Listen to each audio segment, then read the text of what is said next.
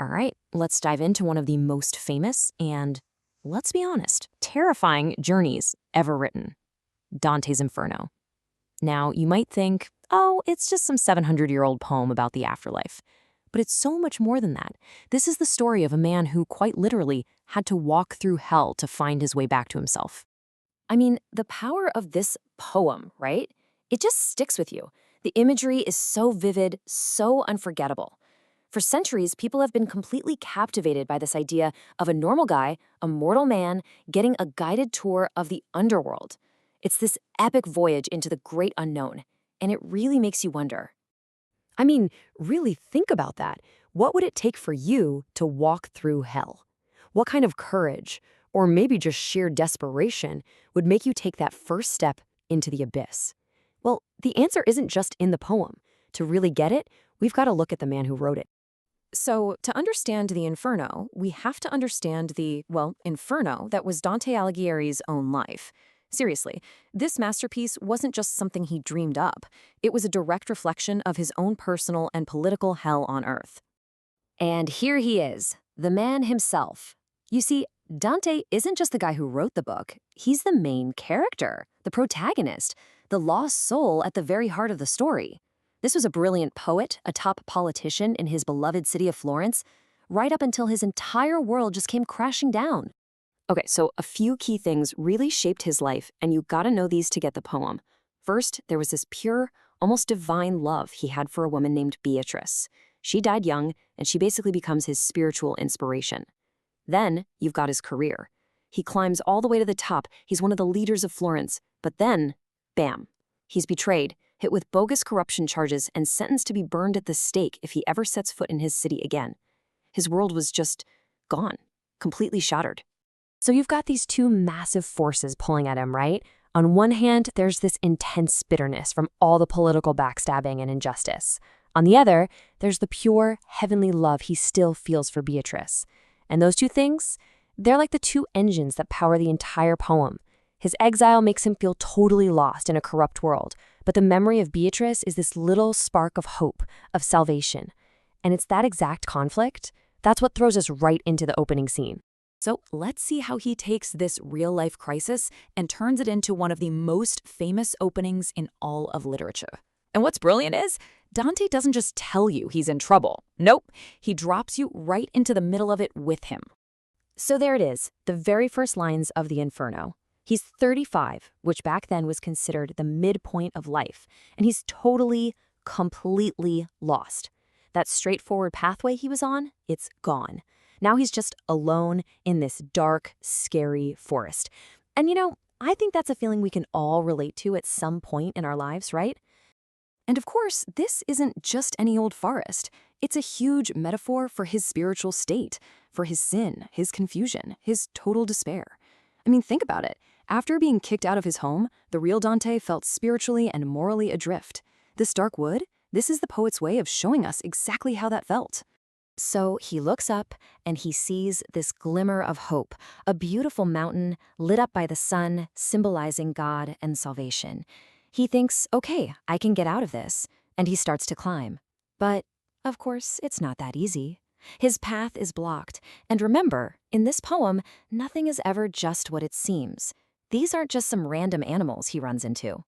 Each beast is actually an allegory, a symbol for a type of sin that stops a person from getting to God.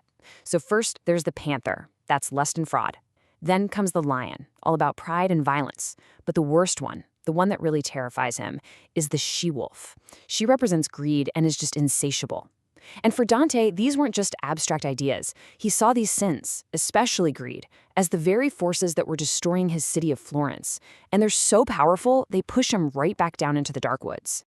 All right, so just when Dante is about to give up, totally convinced this wolf is going to get him, a figure appears. It's a ghost, a shade, someone he recognizes, but not from his own lifetime. And he's there to offer Dante a different path. It's Virgil, the legendary Roman poet, author of the Aeneid, basically Dante's all-time hero. But here in the poem, he's more than just a famous poet. He's a symbol of human reason, like the absolute pinnacle of what humanity can figure out on its own, without divine help. He can be Dante's guide through the darkness. But as we're going to find out, even reason has its limits. But then Virgil tells him the plan. They have to go through hell.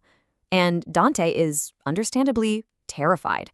He's like, no way. So Virgil has to explain, look, I didn't just decide to do this myself. This mission, it comes from heaven itself. This isn't just some random rescue. It's a full-on divine intervention. And get this, there's a whole chain of command. It all starts at the very top, with the Virgin Mary, who represents divine mercy. She pings St. Lucia, who stands for illuminating grace, and tells her Dante's in trouble. Lucia then goes to Beatrice, Dante's love, who is now in heaven and symbolizes divine love. And then Beatrice is the one who goes down to limbo to get Virgil, human reason, and sends him on the mission to save Dante. It's amazing. And this is the real turning point. The moment Virgil tells Dante that Beatrice sent him, everything changes. All that fear just melts away and turns into courage. Suddenly, this journey isn't about escaping a scary forest anymore. It's about answering a call from her, from the woman who for him was the ultimate symbol of divine love. It's love, really, that kicks this whole epic journey into gear. So Dante is back. His purpose is clear, his courage is restored, and he's ready to go. He puts all his trust in his guide, Virgil, and follows him right up to the threshold, the dividing line between the world of the living and the eternal kingdom of the dead. And there it is. Not some cave or crack in the ground, but a giant, imposing gate. And carved right over the top is an inscription, a warning for anyone who dares to enter. It starts by saying, this is the way to the city of woe. Think about that word, a city. It's not chaos, not just a pit. It's an organized, structured, eternal place built for one purpose: misery. And then the next line hits even harder. It's the way to eternal pain. This makes it crystal clear. The suffering in here isn't something you can learn from or get through. It's absolute, and it's forever. And then comes the final, soul-crushing line, the one that has echoed through our culture for 700 years. Abandon all hope, ye who enter here. And that right there, that's the ultimate punishment in Dante's hell. It's not the fire, it's not the torture. It's the complete and total removal of hope. This is the point of no return. So you can imagine Dante is justifiably terrified. I mean, who wouldn't be? Those words chill him to the bone. But Virgil, his guide, the voice of reason, just calmly takes his hand, gives him a reassuring look, and leads him forward. And together, they step through the gate and into the darkness. And believe it or not, their journey has only just begun. They've crossed the line, past the point of no return, into a place literally defined by hopelessness. So the real question becomes, if this is just the entrance, just the welcome mat, what on earth is waiting for them down there in the darkness?